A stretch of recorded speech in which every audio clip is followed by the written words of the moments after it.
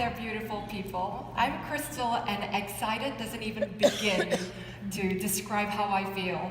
Yeah, my name is Greg, and it's just an awesome privilege to stand here in front of you and share some of our own experience. It's really exciting. So what we love about wisdom is that it's this amazing field about two of our favorite topics. The first one is the future of this planet, and the second one is about our collective consciousness. And this year is extra special because we flew for over 20 hours on the airplane to share with you our views on brave new education.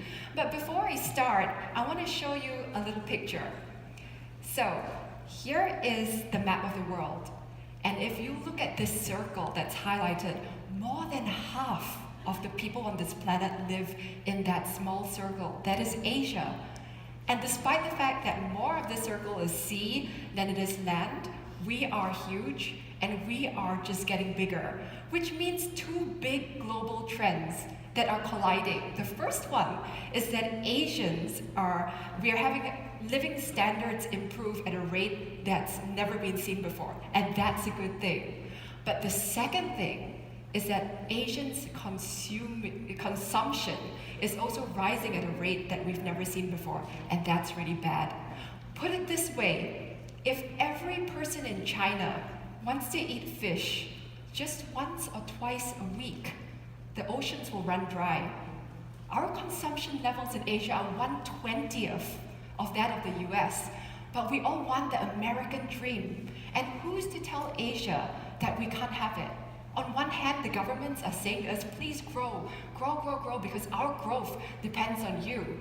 But on the other hand, they say, don't consume, please don't consume. The earth cannot take it. And this sets us up for a bit of a problem. And we believe very strongly that the solution to this problem lies within education. We need to educate our youth, but we also need to educate us about how to raise our awareness, how to raise collective consciousness, so that we then have a different relationship with ourselves and how we consume, but also how we relate to each other and how we relate to this planet. Education thing sorted. But actually the truth of it is that we were getting deeply worried.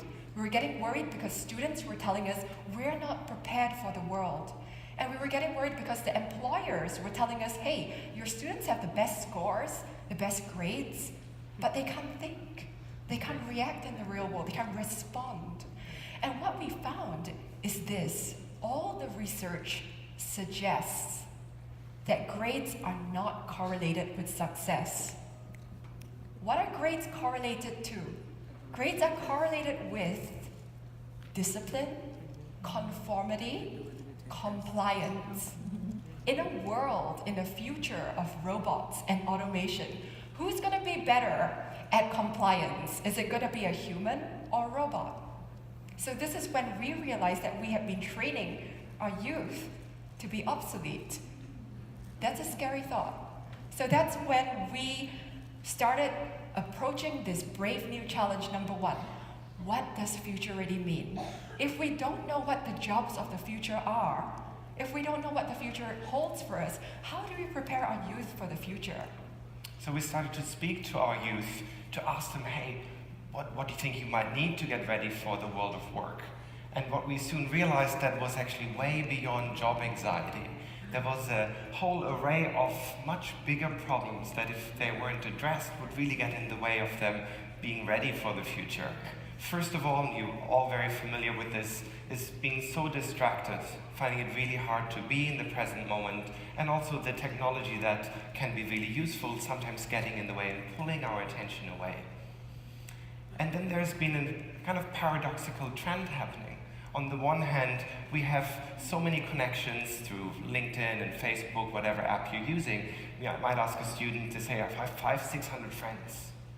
But then sometimes they come to me after a lecture and they say, wow, I have so many friends on Facebook, but I'm struggling with my schoolwork and I don't actually have anybody that I can turn to face to share these concerns. And that leads to an epidemic of loneliness and isolation amongst our students, and perhaps amongst some of us as well.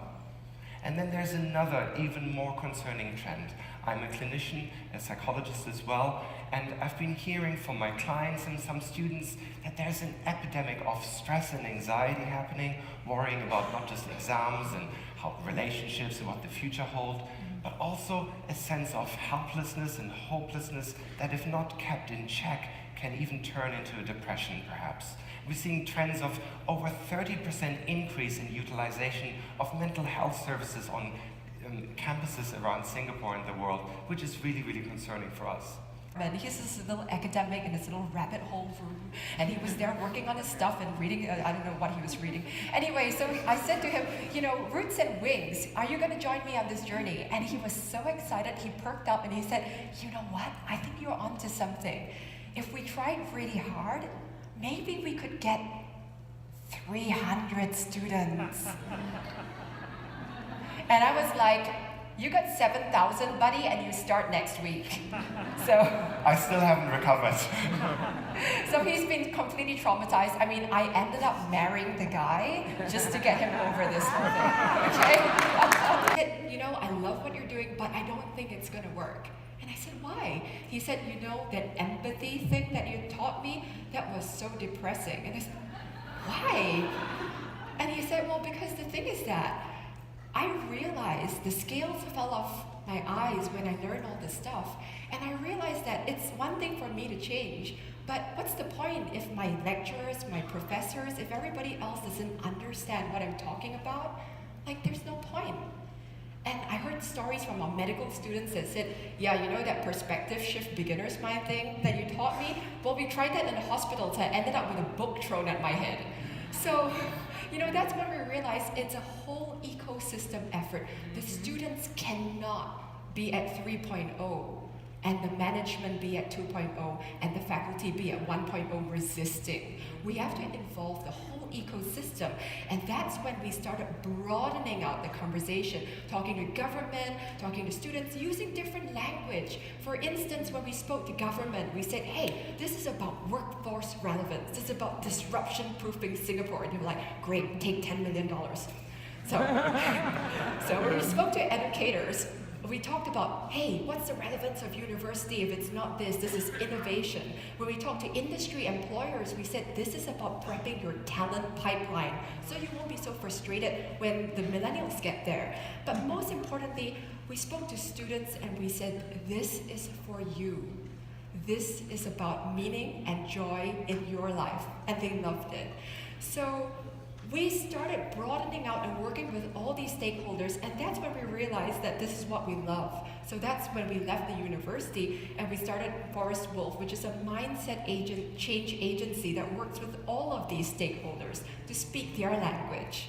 Well, often skills don't translate into habits. They don't get integrated into our day-to-day life. And we were curious to overcome that and also understand why that is so. And we believe the reason for that is because underneath the surface, underneath skills, there are two broader domains that need to be addressed as well. The first one is the mindsets. These are the attitudes that you bring to learning these skills. And if you're particularly critical or judgmental, or if you don't have a growth mindset, you say, oh, maybe I will never be able to get there. This is going to undermine you learning these skills and integrating them. And then at one level deeper even, there is what we call the sense of identity or maybe core beliefs. And a lot of us have core beliefs that also can be less favorable or unhelpful even. Perhaps if you're inclined to think of yourself as not worthy or not good enough, this will also sabotage these skills that seem useful and helpful from forming lifelong habits that really transform your life. Yeah, absolutely. Take it out now. And log on to this website, answergarden.ch, or you can snap the QR code. And by the way, just no pressure, but our Asian students take about 7.65 seconds to do this. So I'm timing all of you guys, right? So you're gonna go to this website and you're gonna enter in the text box just one or two words about your personal limiting belief. For instance, not creative or lazy or whatever is true for you. And as we do this, the word cloud will form, and the words that we see that are bigger and bigger in this cloud will represent the answers that are more and more popular. So in a moment, I'm just gonna let you guys go onto the website. Really impressed with you guys. Very good students. And so it's also our use of technology with students is you can't just say, hey, technology is bad, we don't want you to use phones at all. It's how can we use them as educational tools? How can we use them for good, for actually bringing people together rather than getting more and more isolated? Who needs a little more time to log on to this website? A little bit more? Okay, we'll leave it up there for a little while longer. Okay. Let's have a look and see what is forming. So if we could switch over. There's also, here we go. Oh my goodness, there we go. So this is usually quite amazing when we do that with our students, but let's take a moment and reflect what you see here. So the big words are those that are shared by many in the audience here. And what's remarkable is this looks so similar to Singapore as well, that the not good enough, not smart enough, in audiences that are obviously so smart and so highly functioning. It's really, really surprising. Now, usually there are two big take-home realizations that our students get when they see this. The first one is when we debrief some of the students, they say like, wow, I thought I was the only one who had these limiting beliefs.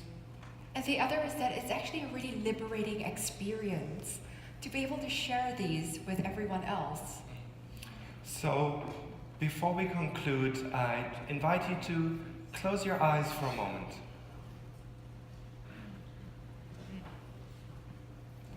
And bring to mind somebody that's dear to you. It could be a family member, could be a friend or colleague, and ask yourself these questions. Do you know their limiting beliefs? Do they know your limiting beliefs? And what would it be like if you were able to share these with them, if you could have a dialogue about them?